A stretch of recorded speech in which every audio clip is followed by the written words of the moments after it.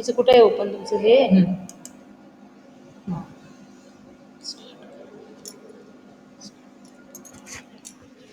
तो बच्चों आज हम देखेंगे एवरेस्ट मेरी शिखर यात्रा का भाग 2।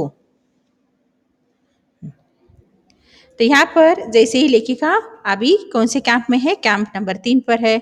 सुबह लेखिका 6:20 पर वो उठी है और उसने देखा अंगदौर जी और मैं साउथ कोस्ट से बाहर आ निकली तो दिन ऊपर चढ़ाया था। हल्की हल्की हवा चल रही थी लेकिन ठंड भी बहुत अधिक थी। मैं अपने आरोही उपस्कर में काफी सुरक्षित और गर्म थी। लेखिका कहती है जो उन्होंने आरोही उपस्कर पहने थे, जो जो साधन लिए थे, उसमें वो क्या महसूस कर रही थी, खुद को बहुत ही सुरक्षित और आरामदायी महसूस कर रही थी। हमने बगैर रस्सी के ही चढ़ाई की। अंगदौर जी एक निश्चित गति से ऊपर चढ़ते गए और मुझे भी उनके साथ चलने में कोई कठिनाई नहीं हुई। जो अंगदौर जी थे वो पहले भी एवरेस्ट की शिखर यात्रा कर चुके थे, तो बगैर रस्सी के वो आगे चलते गए और लेखिका उनके पीछे पीछे जा रही थी। जमे हुए बर्फ की सीधी व ढलाऊ चट्टानें इतनी सख्त और भुरभुरी थी मानो शीशे की चादर बिछी हो। जो उधर का लेखिका वर्णन कर रही है, लेखिका कहती है जैसे ही वो बर्फ को देखती है तो बर्फ कैसे लग रही थी, पूरी शीशे की चादर फैली हो। हमें बर्फ काटने के फावड़े का इस्तेमाल करना पड़ा। उधर जब भी चढ़ाई करनी होती है तो उनके हाथ में एक फावड़ा भी रहता है, तो क्या करते हैं, हर एक पैर कदम उधर सोच समझकर रखना पड़ता है। सख्ती से फावड़ा चलाना पड़ा जिससे कि वो उस जमे हुए बर्फ की धरती को फावड़े के दांत काट सके। मैंने उन खतरनाक स्थलों पर हर कदम अच्छी तरह सोच समझकर उठाया था, क्योंकि उधर चढ़ाई करना बहुत ही जोखिम भरा काम था। और लेखिका कहती है हर एक कदम उधर सोच समझकर रखना पड़ता है। 2 घंटे से कम समय में ही हम शिखर कैंप पर पहुंच गए। अंगदौर जी ने पीछे मुड़कर देखा और मुझसे कहा कि क्या मैं थक गई हूँ। मैंने जवाब दिया नहीं। अभी अंगदौर जी आगे थे और लेखिका पीछे थी। तो अंगदौर जी पीछे मुड़कर देखे और पूछे, क्योंकि लेखिका फर्स्ट टाइम चढ़ रही थी, पहली बार उनकी चढ़ाई थी, और उन्होंने पूछा कि आप थक गई हो। तो लेखिका ने जवाब दिया नहीं, जिसे सुनकर वे बहुत अधिक आश्चर्यचकित और आनंदित हुए। उन्होंने कहा कि पहले वाले दल ने शिखर कैंप पर पहुंचने में 4 घंटे लगाए थे, और यदि हम इस गति से चलते रहे तो हम शिखर पर दोपहर 1 बजे पहुंच जाएंगे। अभी अंगदौर जी कहने लगे हम इतने गति से जाएंगे तो हम क्या हो जाएंगे, जल्दी पहुंच जाएंगे। जो पहले वाला दल था उनको 4 घंटा लगा था, लेकिन हम 1 बजे के पहले ही उधर पहुंच जाएंगे।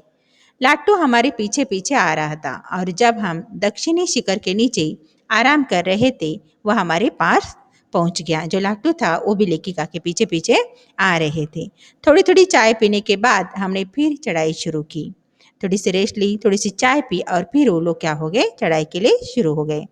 लाट्टू एक नायलॉन की रस्सी लाया था, इसलिए अंगदौर जी और मैं रस्सी के सहारे चढ़े। अभी अंगदौर जी भी रस्सी के सहारे चढ़ने लगे, जबकि लाट्टू एक साथ से रस्सी पकड़े हुए बीच में चला। उसने रस्सी अपनी सुरक्षा के बजाय हमारे संतुलन के लिए पकड़ी थी।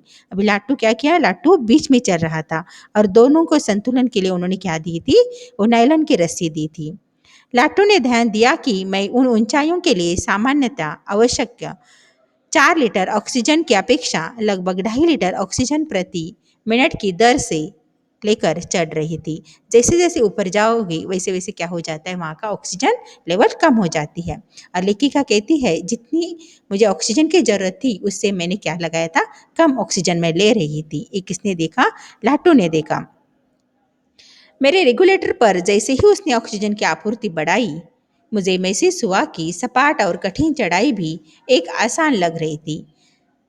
जो आपूर्ति में देने की क्रिया, जो मुझे ऑक्सीजन मिल रहा था वो क्या हो रहा था, कम था। और जैसे ही उसने रेगुलेटर पर हाथ रखा और ऑक्सीजन बढ़ाया तो लेखिका को ऑक्सीजन की जो कमी थी वो भर गई और लेखिका को चढ़ाई बहुत ही आसान लगने लगी।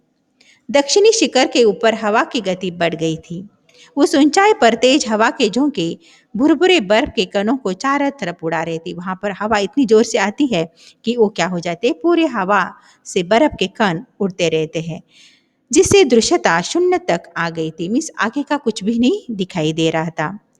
अनेक बार देखा कि केवल थोड़ी दूर के बाद कोई ऊंची चढ़ाई नहीं है, ढलान एकदम सीधा नीचे चला गया है। मीन्स वहाँ पर अभी लेखिका जहाँ पर एवरेस्ट के शिखर पर पहुँच गई थी। अभी कोई चढ़ाई बाकी नहीं रही थी। उधर से पूरी ढलान नीचे की तरफ दिखाई दे रही थी। मेरी सांस मानो रुक गई थी। लेखिका को विश्वास ही नहीं हो रहा था कि हम पहुंच गए और लेखिका बोलती है मेरी सांस वहाँ पर रुक गई है। मुझे विचार कौंधा की सफलता बहुत नज़दीक है। 23 मई 1984 के दिन दोपहर के 1:07 पर मैं एवरेस्ट की चोटी पर खड़ी थी। और लेखिका कहती है 23 मई 1984 के दोपहर के 1:07 में वो कहाँ तक पहुंची थी? एवरेस्ट की चोटी पर। एवरेस्ट की चोटी पर पहुंचने वाली मैं प्रथम भारतीय महिला थी। और गर्व की बात यह थी कि वो एवरेस्ट पर चोटी पर चढ़ने वाली भारत की पहली महिला थी। एवरेस्ट शंकु की चोटी पर इतनी जगह नहीं थी कि दो व्यक्ति साथ साथ खड़े हो सके। शंकु मीन्स ऐसे नोक जैसा वो पर्वत ऊपर था और जहाँ पर वो लोग चढ़े थे दो लोग एक साथ खड़े नहीं हो सकते थे, इतनी कम जगह पर थे। चारों तरफ हजारों मीटर लंबी सीधी ढलान को देखते हुए हमने हमारे सामने प्रश्न सुरक्षा का था और ऊपर से नीचे देखा जाए तो पूरी ढलान थी और वहां पर एक दो आदमी भी खड़े नहीं हो सकते थे, इतनी कम जगह थी। हमने पहले बर्फ के फावड़े से बर्फ की खुदाई की और अपने आप को सुरक्षित रूप में स्थिर किया। उन्होंने क्या किया? वो शंकु जैसे आकार के ऊपर जो एवरेस्ट पर पहुंचे थे वहां पर उन्होंने खुदाई की और दो चार लोगों को खड़े होने के लिए उन्होंने क्या बनाई? जगह बनाई। इसके बाद मैंने अपने घुटनों के बल बैठी बर्फ पर अपने माथे को लगाकर मैंने सागर माथे के ताज का चुंबन लिया। लेखिका कहती है मैं घुटनों के बल पर बैठ गई और पूरा ही माथा उधर रखकर मैंने क्या किया? सागर माथे का चुंबन लिया। बिना उठे ही मैंने अपने थैले से दुर्गा माँ का चित्र और हनुमान चालीसा निकाला। मैंने इनको अपने साथ लाए लाल कपड़े में लपेटा। और लेखिका कहती है वो क्या लेके गई थी अपने साथ? देखो, दुर्गा माता का चित्र और हनुमान चालीसा लेके गई थी। लेखिका ने क्या किया? उधर ही बैठी और वहां पर उनको लाल कपड़े में लपेटा, छोटी सी पूजा अर्चना की और इनको बर्फ में दबा दिया। आनंद के इस क्षण में मुझे अपने माता पिता को की ध्यान आया। लेखिका कहती है उस आनंद के क्षण में जो उसको चाहिए था उसने हासिल किया था। एवरेस्ट की चढ़ाई की थी और वो भारत की पहली महिला थी जो उसने एवरेस्ट की चढ़ाई की थी। और ऐसे क्षण में, आनंद के क्षण में वो अपने माता पिता को याद कर रही थी। जैसे मैं उठी मैंने अपने हाथ जोड़े और मैं अपने रज्जू नेता अंगदुर जी के प्रति आदर भाव से झुकी। जो उनके साथ जो रज्जू नेता थे अंगदुर जी, उनके साथ वो क्या हुई? आदर भाव से झुकी, उनको नमस्कार किया। अंगदुर जी जिन्होंने मुझे प्रोत्साहित किया, मुझे लक्ष्य तक पहुंचाया। जो उनके जो साथी थे अंगदुर जी, उन्होंने क्या किया था? लेखिका को प्रोत्साहित किया था, उनके लक्ष्य तक पहुंचाया था। मैंने उन्हें बिना ऑक्सीजन के एवरेस्ट की दूसरी चढ़ाई चढ़ने पर बधाई भी दी। और जो अंगदुर जी थे वो बिना ऑक्सीजन के ही एवरेस्ट की चढ़ाई करते थे और ये उनकी दूसरी चढ़ाई थी। इसीलिए लेखिका उनको बधाई भी देती है। उन्होंने मुझे गले से लगाया और मेरे कानों में फुसफुसाया, दीदी तुमने अच्छी चढ़ाई की, मैं बहुत प्रसन्न हूँ। और उन्होंने लेखिका को गले लगाया और कहा कि तुमने बहुत अच्छी चढ़ाई की और तुम्हारे इस कार्य से मैं क्या हूँ? बहुत प्रसन्न हूँ।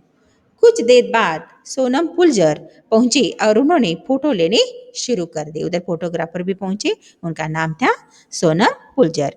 इस समय तक लाटू ने हमारे नेता को एवरेस्ट पर हम चारों के होने की सूचना दे दी। उनके नेता कौन थे? कर्नल खुल्लर को, जो बेस कैंप में थे, उनको ये खबर पहुंचा दी गई।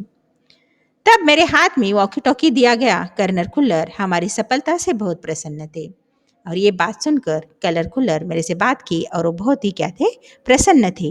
मुझे बधाई देते हुए उन्होंने कहा मैं तुम्हारी इस अनोखी उपलब्धि के लिए तुम्हारे माता पिता को बधाई देना चाहूँगा।